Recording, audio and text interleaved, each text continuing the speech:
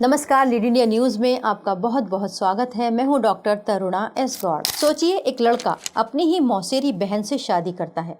सब कुछ ठीक चलता है, लेकिन जैसे ही पति पत्नी में विवाद होता है तो जो शादी पहले ठीक ठाक चल रही थी, मान्य थी, वो उसे सपिंडा यानी निषिद्ध नातेदारी रिलेशन बताते हुए कोर्ट में चैलेंज कर देता है और कोर्ट उसे रद्द कर देता है। लेकिन कोर्ट लड़की को पत्नी के पूरे लीगल राइट्स देता है। क्या है ये पहेली? क्या होता है सपिंडा रिलेशन यानी निषिद्ध नातेदारी? आइए समझते हैं। छत्तीसगढ़ हाई कोर्ट में एक बड़ा रोचक मामला सामने आया। जांजगीर चांपा के युवक ने 2018 में अपनी ही मौसेरी बहन से शादी की, लेकिन कुछ समय बाद पति पत्नी में विवाद हो गया और कोर्ट में दलील दी गई कि लड़की उसकी सगी मौसेरी बहन है और पति ने फैमिली कोर्ट में दलील दी कि ये विवाह कानून के दायरे में वैध नहीं है, इसीलिए इसे रद्द कर दिया जाए। लेकिन फैमिली कोर्ट ने इस शादी को वैध माना। क्यों माना, ये हम आगे बताएंगे। इसके बाद क्या हुआ कि पति ने इस फैसले को, फैमिली कोर्ट के फैसले को हाई कोर्ट में चुनौती दी। तब जाकर छत्तीसगढ़ हाई कोर्ट की डिवीजन बेंच ने इस दलील को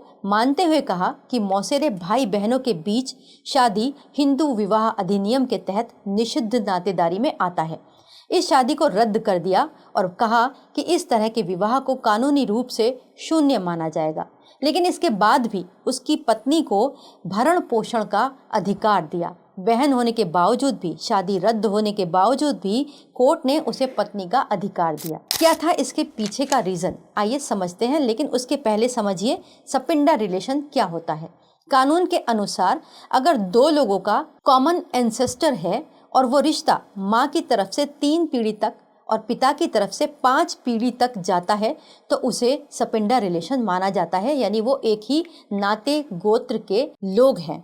यानी अगर आप और सामने वाला व्यक्ति एक ही दादा परदादा या उससे ऊपर से जुड़े हैं तो आप सपिंडा रिलेशन में आते हैं और ये शादी निषिद्ध मानी जाती है। और सबसे इम्पॉर्टेंट बात, हिंदू मैरिज एक्ट 1955 के सेक्शन 5 के अनुसार सपिंडा रिलेशन में शादी करना इलीगल है। ऐसी शादी को कोर्ट वॉइड, अवैध घोषित कर सकता है।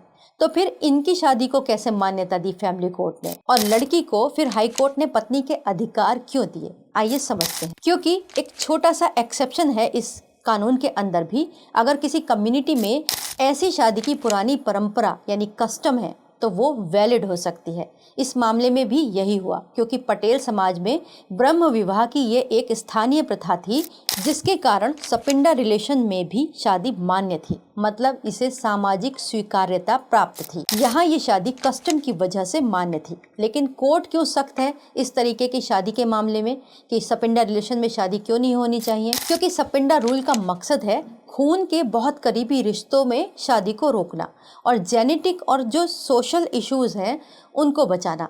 दिल्ली हाई कोर्ट ने भी इस पर कई फैसले दिए हैं, दूसरे कोर्ट्स ने भी दिए हैं कि ऐसे रिश्तों को अगर खुली छूट दे दी जाए तो इंसेस्ट यानी अनाचार जैसी स्थितियां बढ़ सकती हैं।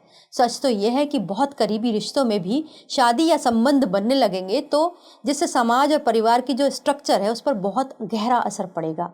और इसके अलावा सबसे बड़ी बात कि मेडिकल रिस्क बहुत बढ़ जाएंगे, जेनेटिक इश्यूज भी आएंगे। लेकिन इस केस में असली ट्विस्ट क्या है?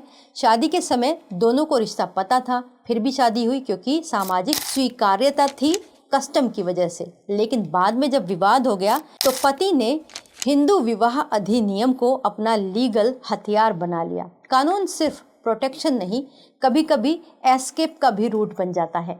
आप क्या सोचते हैं इस विषय में? क्या इस तरीके की शादी रद्द करना सही है? क्या ऐसी शादियां समाज में होनी चाहिए? अपनी राय कमेंट बॉक्स में लिखकर ज़रूर बताइएगा। वीडियो देखने के लिए बहुत बहुत धन्यवाद। वीडियो को लाइक करें, हमारे चैनल को सब्सक्राइब करें। हमारे वीडियो सबसे पहले देखने के लिए बेल आइकन प्रेस करना ना भूलें।